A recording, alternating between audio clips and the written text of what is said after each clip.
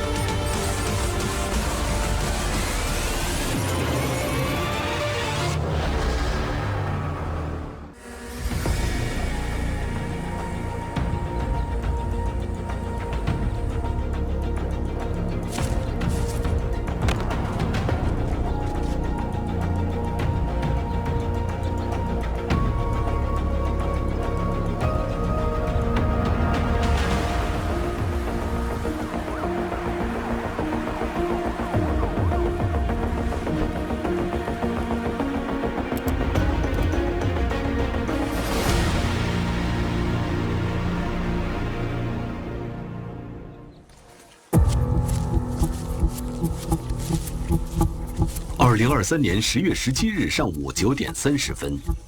湖北省十堰市云阳区五峰乡蒿坪村的胡蜂养殖户马某梅夫妇，和当地胡蜂养殖合作社的技术员一起前往迷魂帐的山林采收他们养殖的胡蜂蜂巢，却发现蜂巢被盗。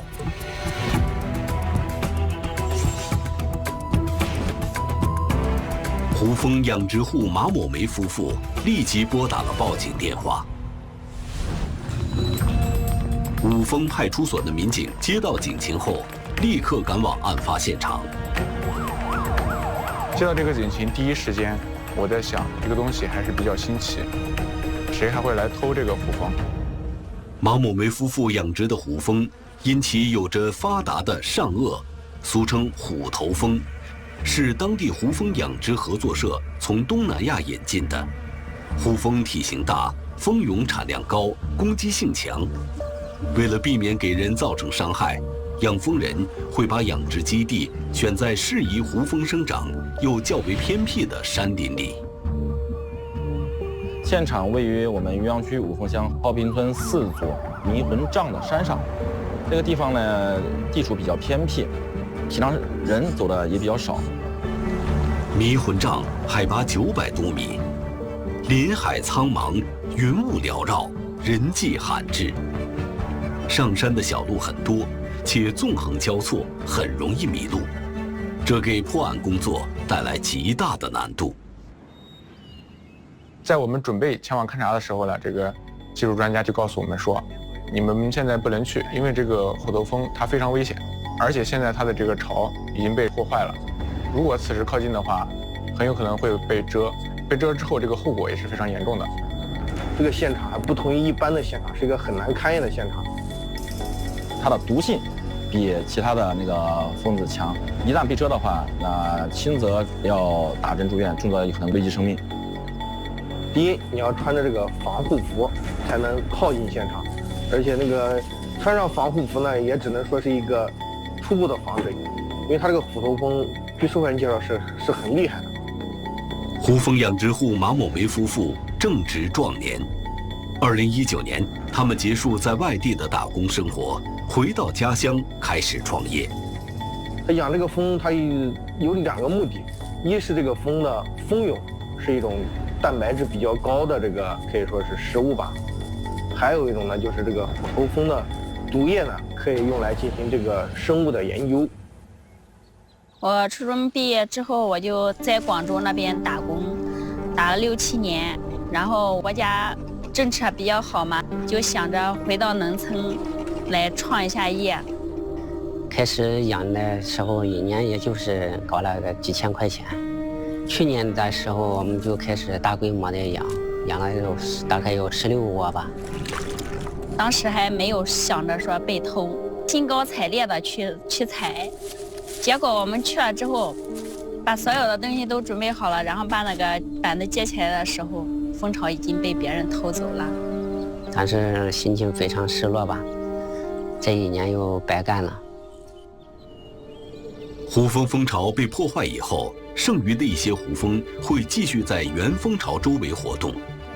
具有很强的攻击性。于是，民警穿好防护服，去往案发中心现场进行勘验。那个看民警穿上以后啊，那个整个面罩都开始起雾了，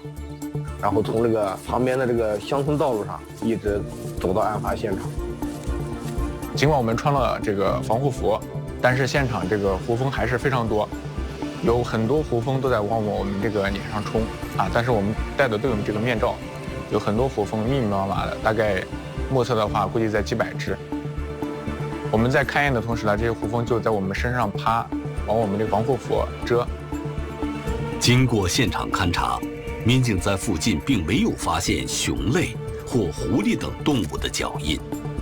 从蜂巢的这个破坏的情况来看，它是由这个像是类似于锯子这个东西来切开的一个锯状的这个东西，那明显这是由人为来破坏的，不是说像什么野生动物啊这种。民警初步判断，胡蜂养殖棚系人为破坏，埋藏在棚下泥土中的蜂巢，连带蜂巢里的蜂蛹被人挖掘盗走。从现场遗留的痕迹看，犯罪嫌疑人是专门携带了工具，有预谋地实施盗窃。蜂巢的大部分已经被偷走了，就木板上面粘连的地方还有一些这个残留的蜂巢呢，上面还有一些这个剩下的蜂蛹七零八落的一些碎片，就在地上散落着。民警试图提取犯罪嫌疑人遗留在现场的痕迹物证，但是因为前一天夜里下了雨，加上深山老林中的落叶较厚，没有取得任何有价值的线索。2天前，对，2到3天，对，不可能这是今天搞的。技术专家就是跟我们说，他说这个根据现场这个蜂蛹存活的一个这个程度了，可以判断这个胡蜂巢被盗的时间大概是在3天以内。然后我们就紧紧围绕了这个3天准确的这个时间，我们进行了调查走访。胡蜂养殖户马某梅夫妇居住的五峰乡蒿坪村，就在迷魂帐的深山底，是距离案发现场最近的村庄。是不是村里有人起了贪念，打起了盗窃蜂巢的主意呢？因为我们村年轻人基本上都在外边务工，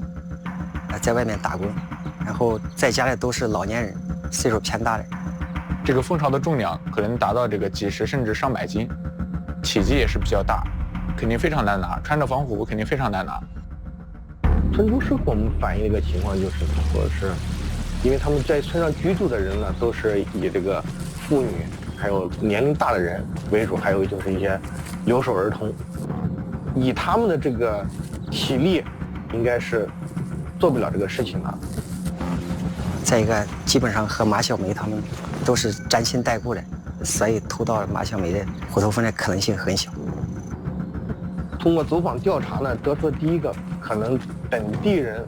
作案的可能性小，也有可能是外来的这个人员。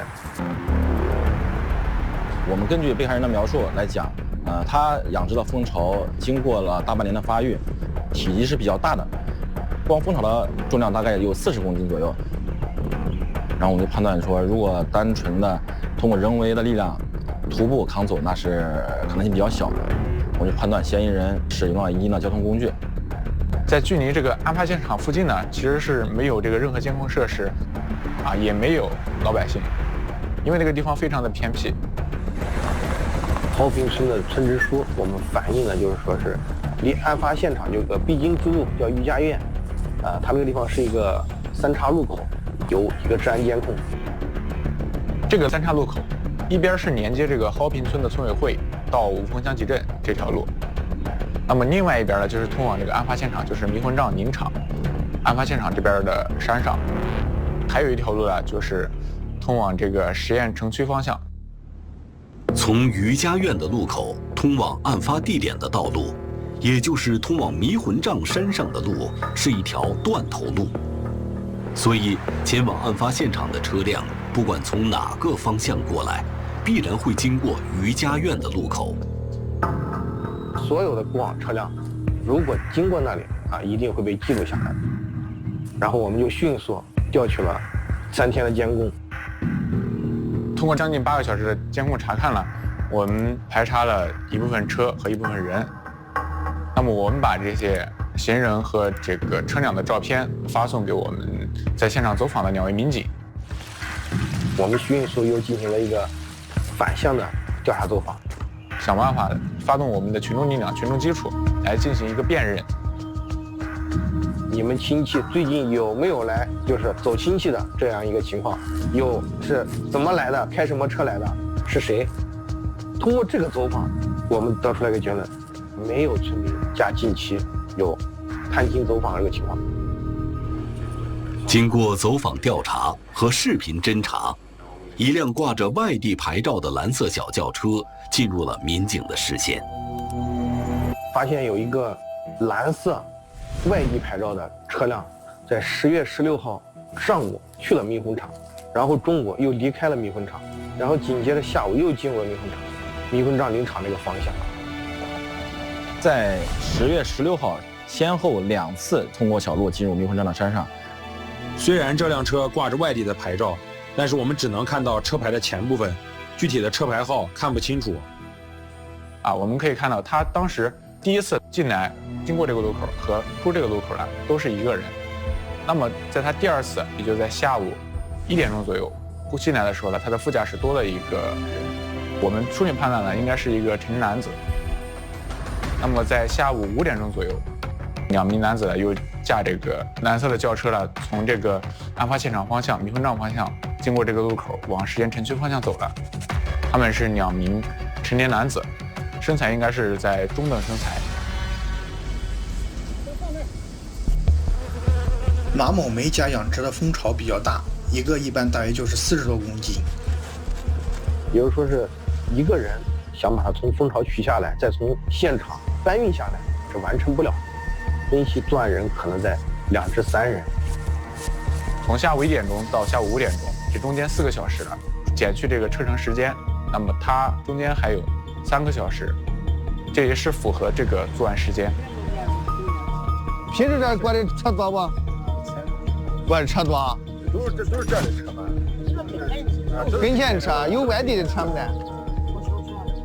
然而，民警接下来的调查取证工作并不顺利，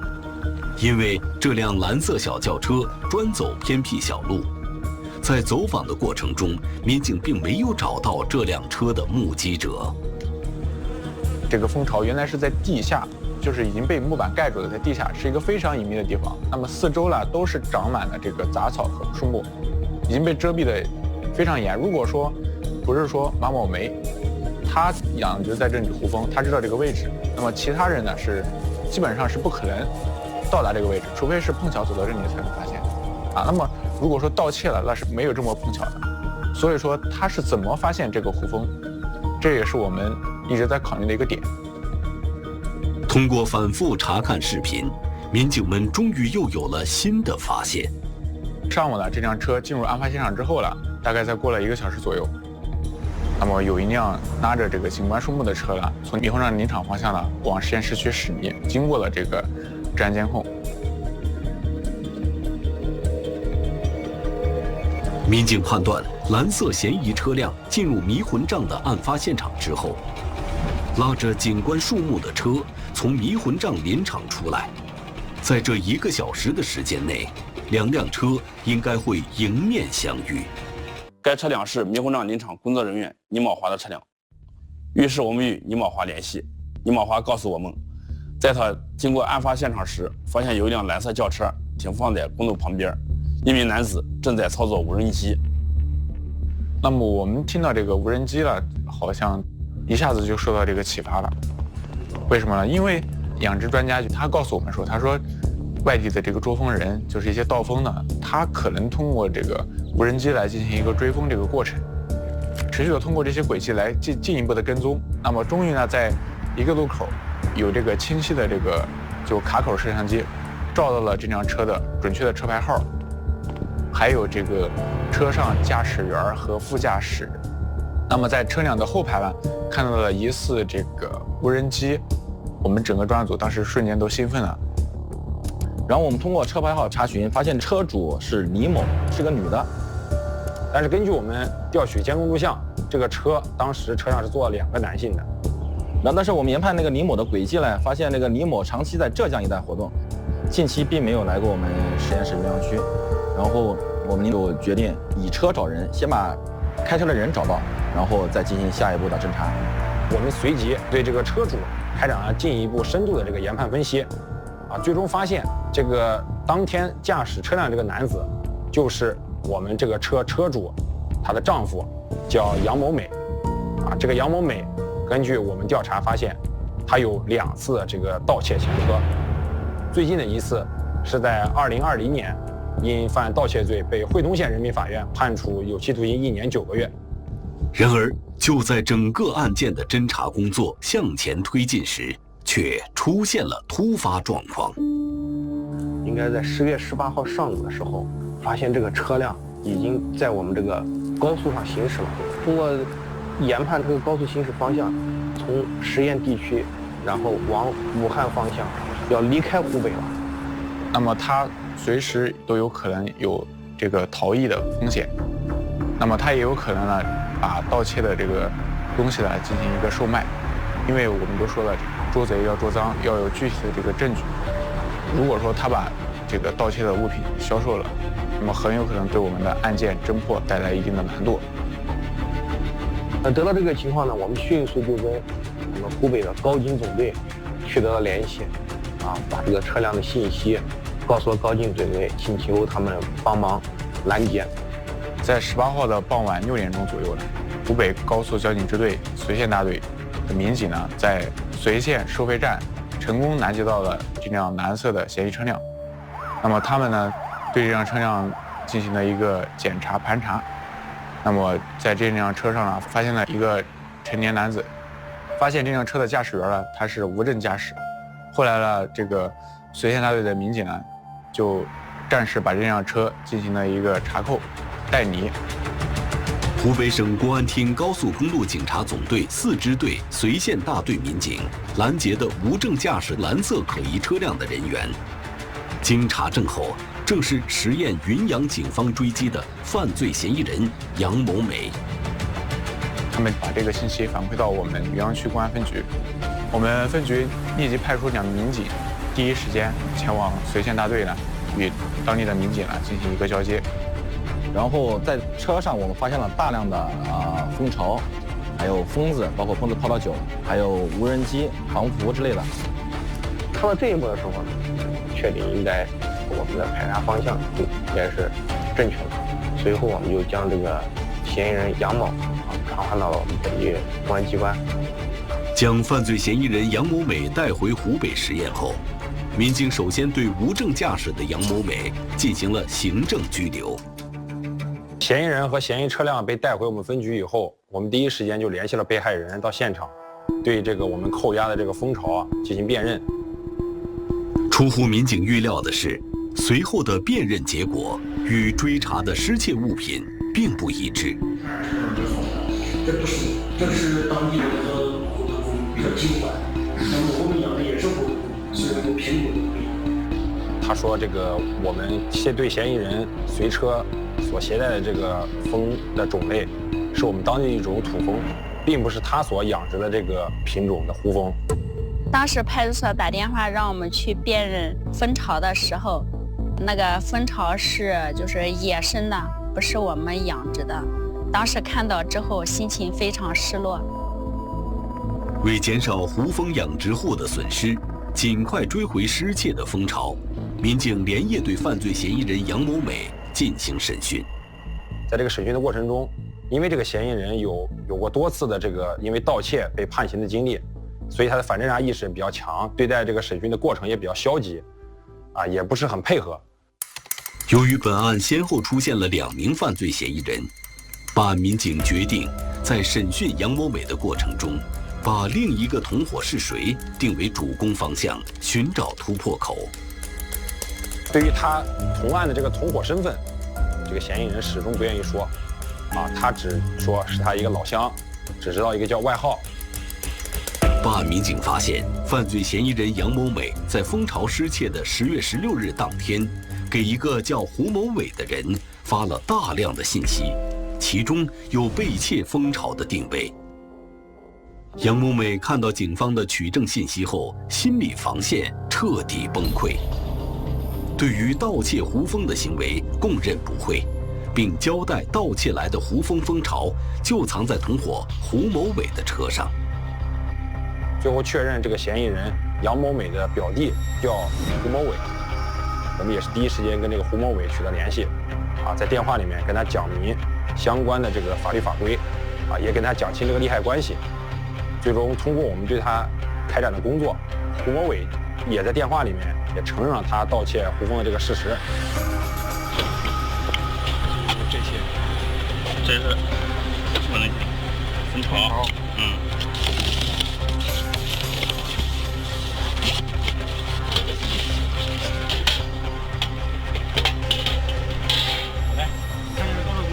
看多少？最多啊！最多一下多少公斤？多少？看一下。据胡某伟自己供述，他和他的这个表兄杨某美是在10月初，也就是案发前的10天左右，从外地来到我们实验室。来了之后呢，两个人就分别驾驶车辆，在这个实验室的这个周围县市区的深山老林里面寻找这种野生的胡蜂进行捕捉，就是用肉条在野外这个捕捉一个胡蜂，然后呢，给这个胡蜂呢标上标记，比如说绑一个这个纸条，或者是羽毛，他们行话就是给它套上一个蜂标，它通过无人机跟踪这个有明显的标识物，这样就能准确的知道这个蜂巢在什么位置。案发现场的这个蜂巢和一般野生的这个胡蜂巢是不一样的，因为野生的这个蜂巢，它是这个蜂自己找了这个洞进行繁衍，就长成的这个蜂巢，而我们这个被害人自己养殖的这个蜂巢，他们现场的那个洞是一个方方正正的四四方方的一个洞，上面盖了一层这个木板，也修的有一部分这个保护的措施，在这个蜂巢的上方盖了一层这个防水布。他们主要就是以逮野蜂为主，那么有的是他是顺手牵羊，想的几千块钱的东西、上万的东西放在那儿，反正在大山里面养，他有可能是侥幸心理，偷走都是偷走了，如果你逮住都是逮住了。这个嫌疑人杨某美中午和胡某伟的微信联系，发给他位置坐标，微信告诉他说，让他赶紧过来，帮他一起把他搬走。胡某伟就驾车赶到了这个我们案发现场周围。第一个嫌疑人杨某美开车这个去接他，两个人一同驾驶同一辆车辆到了我们这个案发现场。到了现场之后，两个人就换上了这个防护服，进入我们这个案发的中心现场。你到五峰乡那边之后上去了一趟，有3个小时之后下来，你到哪儿了？我到山那来接。根据犯罪嫌疑人供述，由于蜂巢巨大，他们处理蜂巢用了2个多小时。根据这个嫌疑人自己供述说这一看就是别人人工加养的。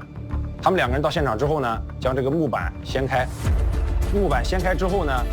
下面的这个大的蜂巢就自然而然的就脱落了，掉到坑里了。他们两个人就拿着网兜下去，将这个蜂巢整个都网兜装起来，搬离现场。将杨某美抓获的那一天，他们两个人商量，准备驾车离开我们实验室，到这个湖北的随县去继续寻找野蜂，顺便同时将这个盗窃得来的这个蜂巢，准备在随县当地找卖家给他出手卖掉。在这个开车到随县的这个过程中，在高速路口被我们的这个交警拦截下来，然后嫌疑人被我们抓获。2名犯罪嫌疑人到案之后，均向公安机关表达了想要赔偿胡蜂养殖户的损失，并且取得了马某梅夫妇的谅解。2名嫌疑人均表示愿意拿出1万块钱，向这个被害人表达自己的这个歉意，作为这个赔偿。我们这个被害人接受了这个2个嫌疑人的这个赔偿，并且出具了谅解书。没啥意思是吧？还是很感激你。